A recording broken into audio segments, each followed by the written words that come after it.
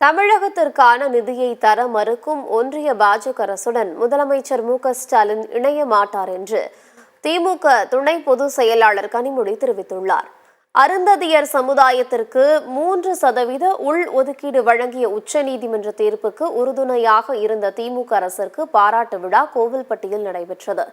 இதில் கலந்து கொண்டு பேசிய கனிமொழி, பாஜகவை விமர்சனம் செய்து கொண்டிருக்கக்கூடிய ஒரு தலைவர் தமிழக முதலமைச்சர் ஸ்டாலின் தான் என்று குறிப்பிட்டவர், தமிழகத்திற்கான நிதியை தர மறுக்கும் ஒன்றிய பாஜக அரசுடன் முதலமைச்சர் ஸ்டாலின் இணையமாட்டார் என்று திட்டவட்டமாக தெரிவித்தார். தமிழகத்தின் குரலாக தமிழகத்திற்கு நீதி முதலமைச்சர் ஸ்டாலின் தொடர்ந்து பாடுபடுவார் என்றும் தெரிவித்தார்.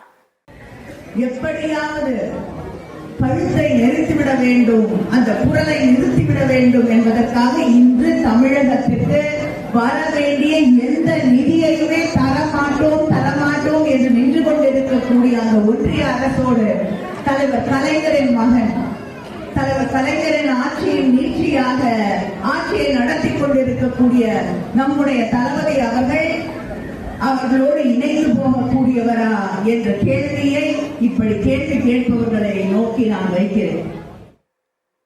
முன்னதாக தூத்துக்குடி மக்களவை தொகுதியில் போட்டியிட்டு வெற்றி பெற்ற கனிமொழி ஒட்டப்பிடாரம் சட்டமன்ற தொகுதிக்குட்பட்ட பகுதிகளில் பொதுமக்களை சந்தித்து நன்றி கூறினார். அப்போது கனிமொழி மேளதாளங்கள் முழங்க வழிநெடுகிலும் உற்சாக வரவேற்பு அளிக்கப்பட்டது. இதனிடையே தருவைக்குளத்தில் வேப்பலோடை தொடக்க வேளாண்மை கூட்டுறவு கடன் சங்கத்தின் சார்பாக மகளிர் சுய உதவிக் குழுக்கள் மற்றும் மீனவர்களுக்கு 1 கோடி ரூபாய் மதிப்பிலான கடன் உதவிகளை வழங்கினார். அப்போது நிகழ்ச்சி முடிந்து புறப்பட்ட கனிமொழியை மீனவர்கள் முற்றுகையிட்டு இலங்கை கடற்படையால் சிறைபிடிக்கப்பட்ட மீனவர்களை விடுவிக்க நடவடிக்கை எடுக்க கோரி சரமாரியாக கேள்வி எழுப்பியதால் அங்கு பரபரப்பு ஏற்பட்டது.